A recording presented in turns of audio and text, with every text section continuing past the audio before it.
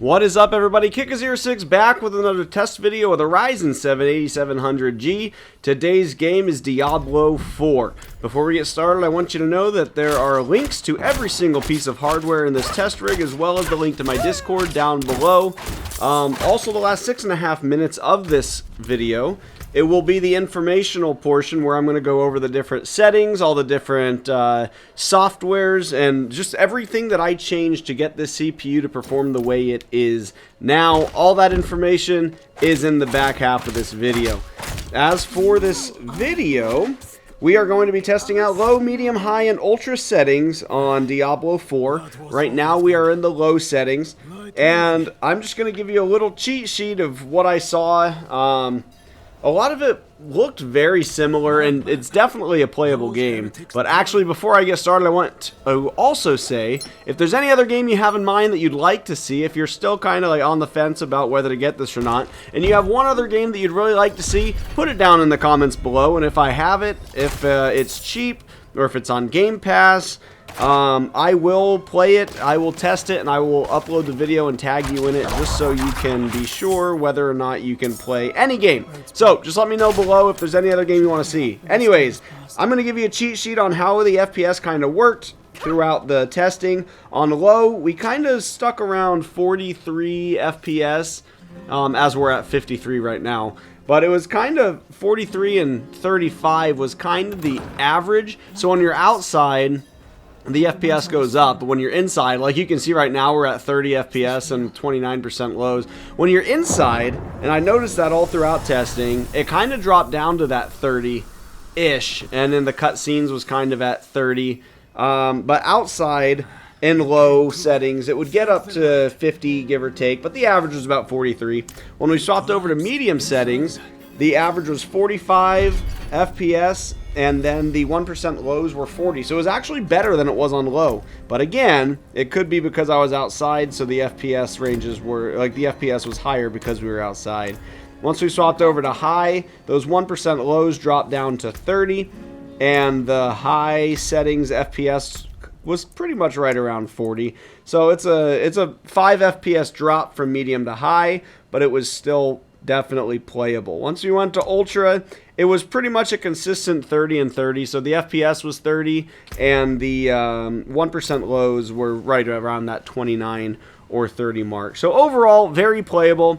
You definitely can. You wouldn't think that this would be that graphically demanding, but still, we didn't really get above 60 FPS a lot. Think about it like you're playing on a Nintendo Switch, because Nintendo Switches are cut off at 30 FPS, so that's essentially kind of what we're playing on right now. But as you can see, it looks fine, it plays fine, there's no lag, there's no stutters, there's no jitters in it, so it played fine. If you're willing to play on 40 or 50 FPS, this game will be great for you. But that's all I got. That's all the talking I'm going to do. I hope this video is a help for you. Again, if you have any other video that you want to see done, feel free to put it down in the comments, and I will get to that as soon as I can. Anyways, again, my name is Kick06. I'm out of here. Have a great day. I'll catch you on the next video.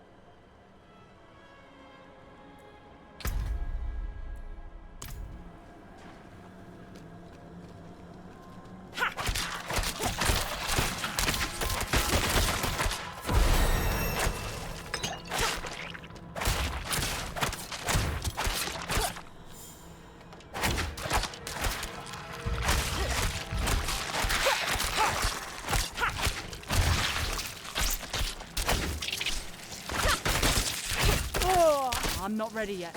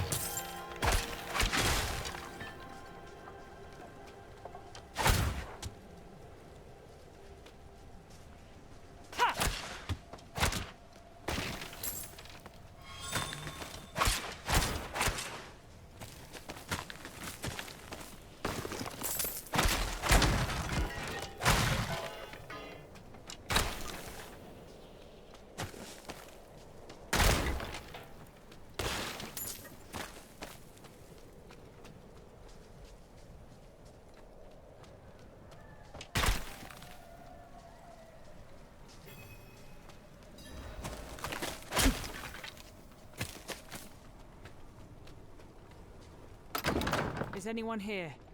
What are you hiding back here? Short fangs. Young. Freshly turned. An easy kill. Further south than the others.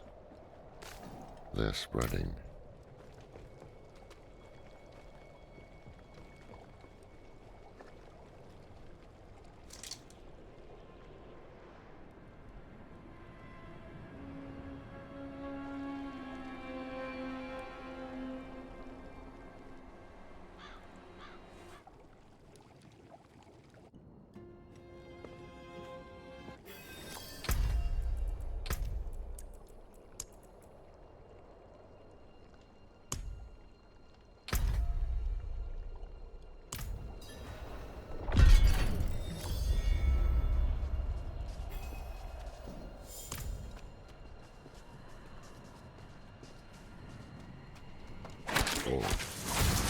This close to the city. Lilith's evil is spreading.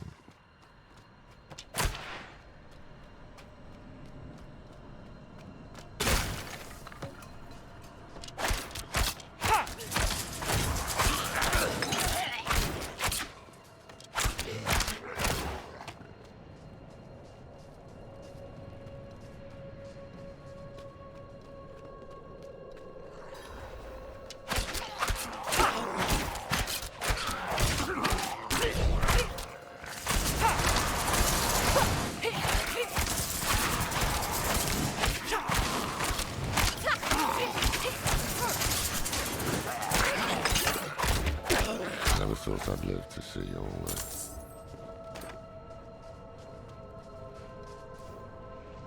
The Angel in Arius. I'm sure you've heard the Cathedral of Light babbling about their Holy Father. Well, he's real. An angel walks among us. And when he learns that Lilith is here, blood will flow. They are ancient enemies. They'll drag the whole damn world into their feud unless we can stop it. Let's not linger. Kiyovershad lies just ahead. Hold. To enter the city, you must We have no first... time for this.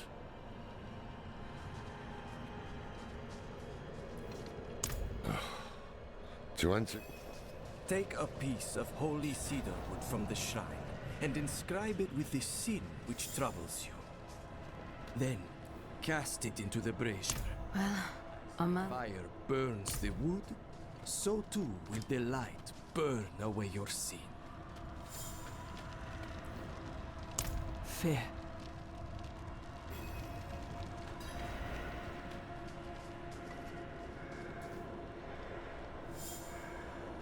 Good. You must feel...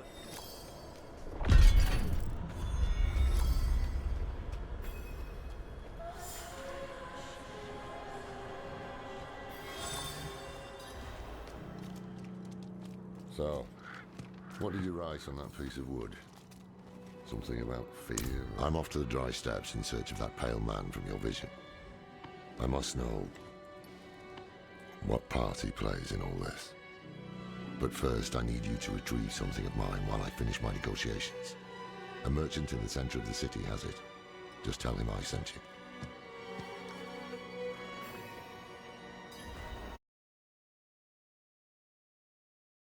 What is up, guys? If you made it this far, thank you so much. I appreciate it.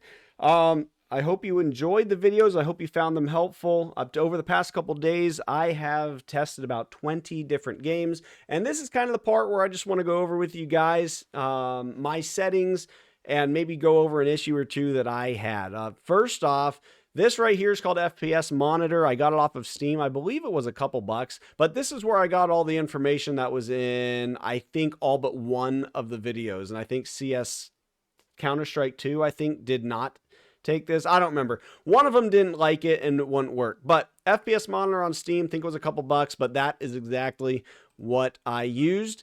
As for this is the Adrenaline. This is the AMD Adrenaline app that you will need if you are going to get the CPU or any of the G series from Ryzen. So HyperRX is well known for it being the best for FPS. It has the Super Res that was on, Fluid Motion Frames 2 that was on, Anti-Lag and Boost. All of these were on. You can go to quality, and I think it's pretty comparable, but based on my research, HyperRX is definitely the one that you want to go to for performance, and you can get all these. You can have your own overlay. You can set it up here. I just didn't do that because I like the way the other one was formatted a little bit better.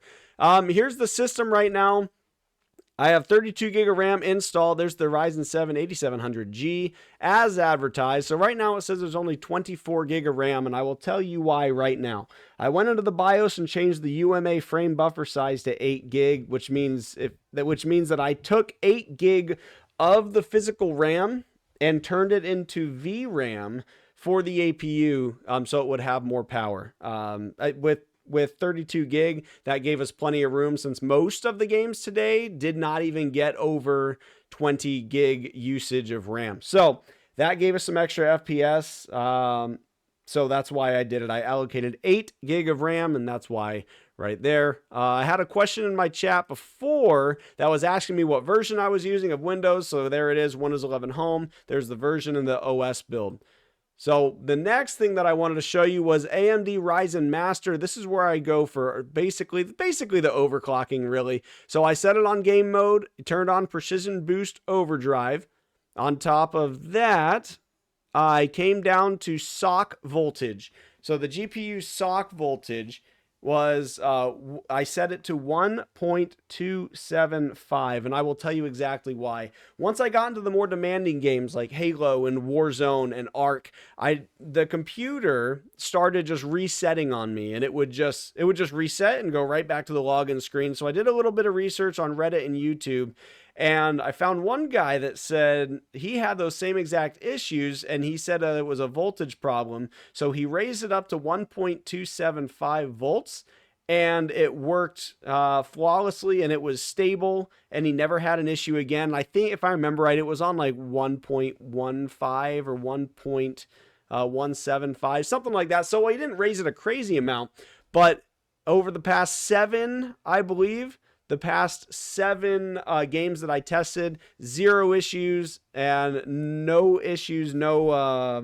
criticals in the event viewer either. A couple other things in the BIOS, like I said, I allocated that VRAM.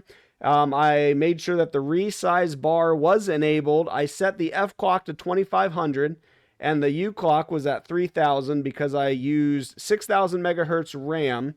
And XMP was on for this, by the way, in case you were curious. Let's see what else I have for you guys before we go out. So that FPS monitor app that I use, it showed the 1% and 0.1% lows. And I just want you to know that the first 20 to 30 seconds after I changed to a different graphical setting, it kind of resets that. So the first 20 to 30 seconds are not trustworthy. So if I switch over and you see, oh, it's only 5 FPS for a 1% low for 25 seconds. That's awful. It was not that bad, which is why it went from 5. In most cases, it went from that 5 FPS or 2 FPS all the way up to 30 or 40. It just had to reset, and it basically has to play catch up.